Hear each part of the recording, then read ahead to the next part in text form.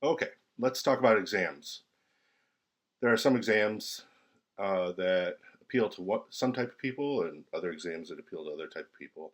Some people like multiple choice exams with very clear study terms and very clear facts and figures that they have to remember. They can study those, get a multiple choice exam, and then just pick the right answer because they've studied it so well.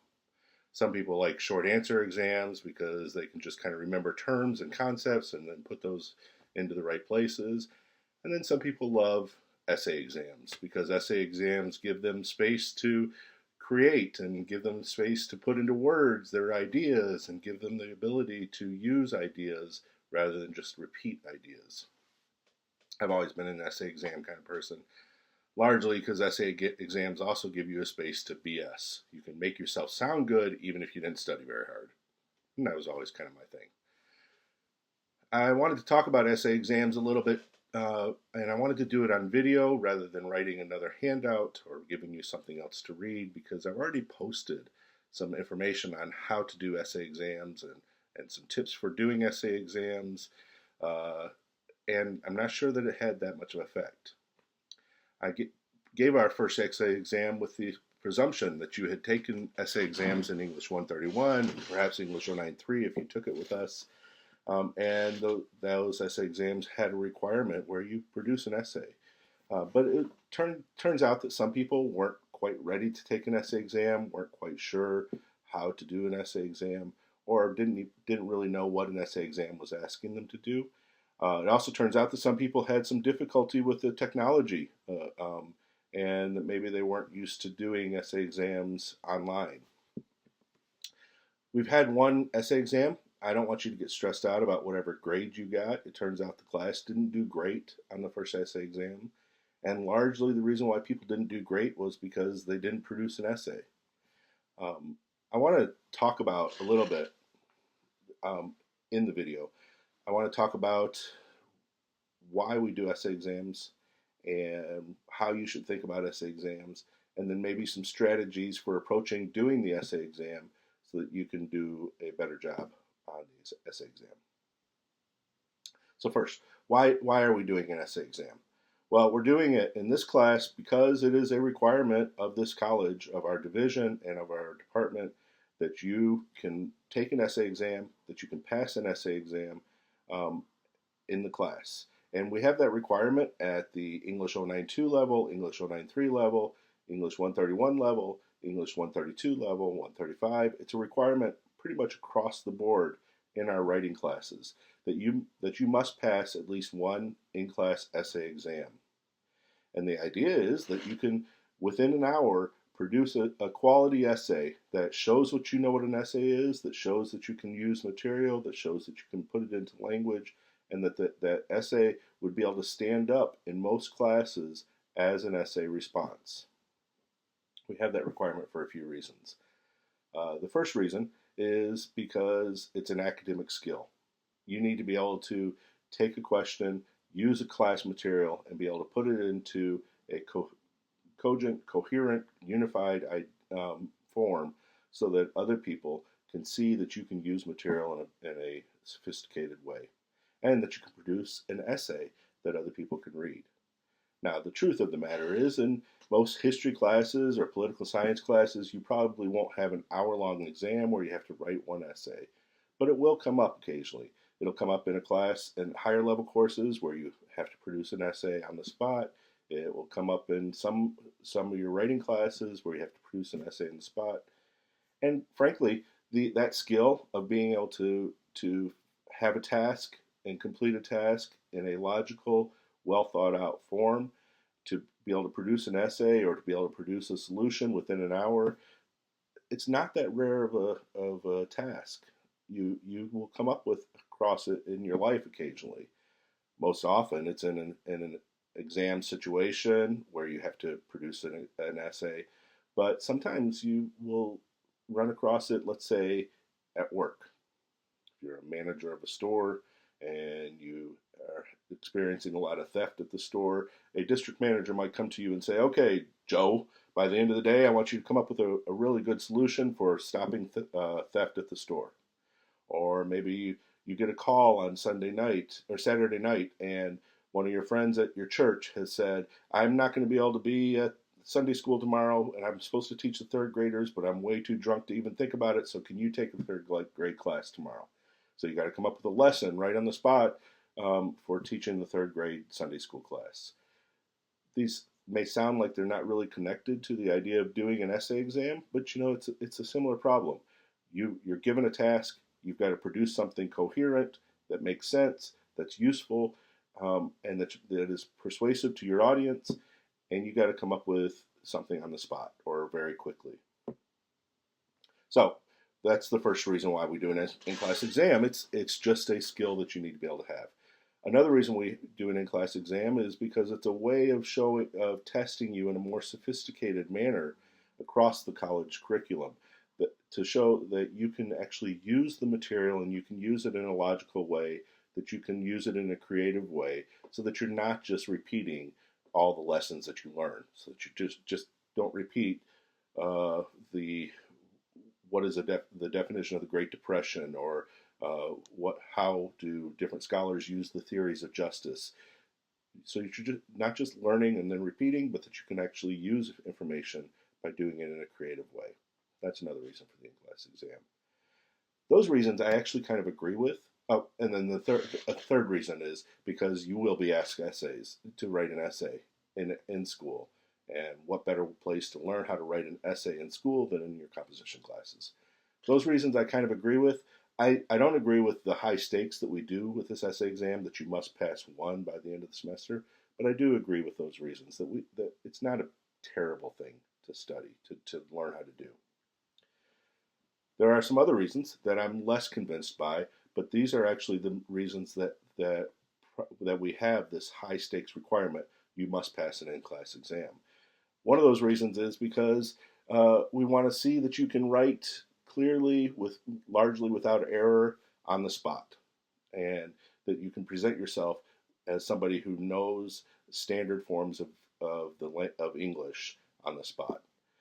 This is a requirement that we have because we want our graduates to be able to go out into the world and sound good and write well, and so that other people will think that you have standard language.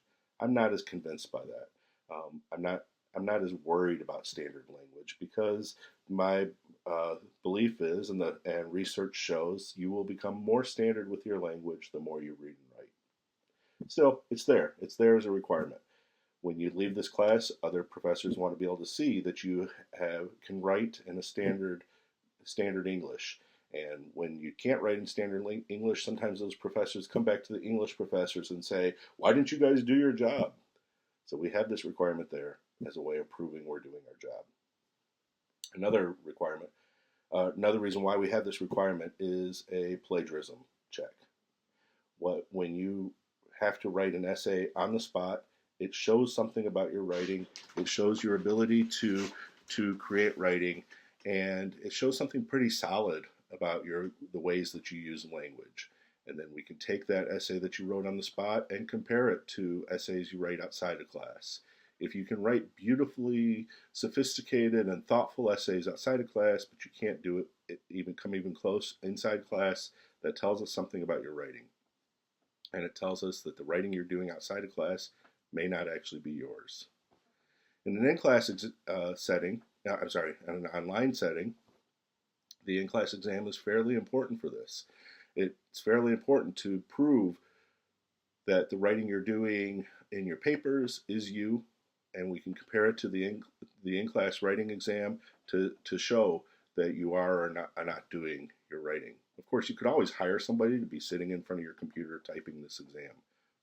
Hopefully I didn't just give you an idea if you hadn't thought about that before. But of course, you could hire somebody to be doing your work online.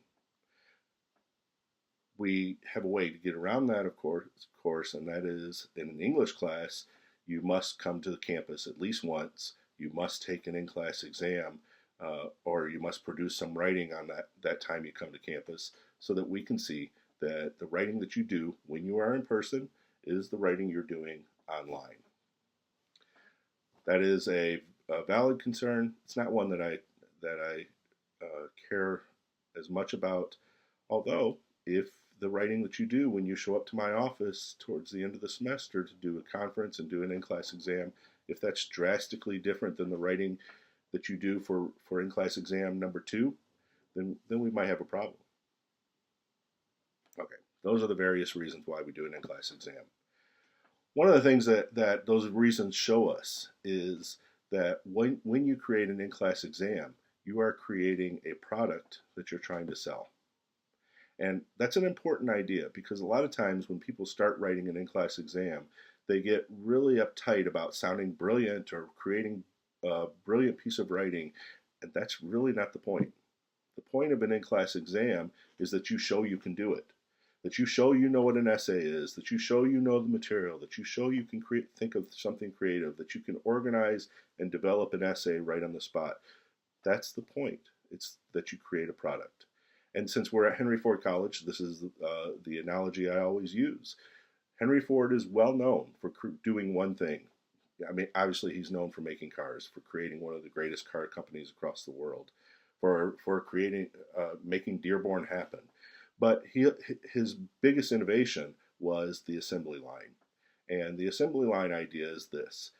Before the assembly line, you would have a team of 10 workers building a car, and they might be able to build one or two cars a week or one or two cars every couple of days. Because it took a lot of effort for that one team to take all the materials and put them together and create a car.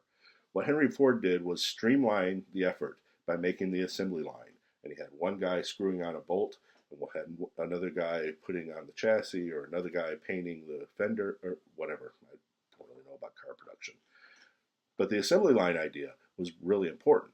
And the assembly line, what that allowed Henry Ford to do was to allow 10 cars to roll off a line in a day, or 20 cars to roll off a line in a day. Depends on how long your assembly line is. But it allowed you to not worry so much about each and every part, have one person concentrating on each and every part. It allowed him to streamline the production so that each person had just a tiny fraction of the production. And at the end of the day, you had multiple products rolling off the line. How does that connect to an in-class exam? Well, the way it connects is by the emphasis on product. Henry Ford did not care if every single car that ran off the line ran perfectly and was perfectly produced. What he cared was that he could sell the product. And I think that should be your view in the in-class exam. You want to write a product that sells.